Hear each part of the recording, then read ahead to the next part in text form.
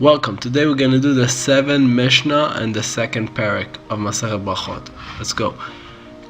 וכשמת אבי עבדו קיבל עליו תנחומים. So this continues of Rabban Gamliel that he done stuff that wasn't exactly like he teached. So his students ask him those questions.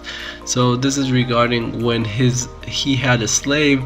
His name was Tavi and he was the Eved Kanaani. So when he died, so he said and he got like a warning like Tanchumim. So Talmidav asked him, his students, Lo limantenu rabenu she'en mekablim tanchumim al avadim. Didn't teach us that you're not supposed to like sit and warn as you do for like a regular Jew, like for the slaves. Amar lahem en tavi avdi keshar avadim kasher aya.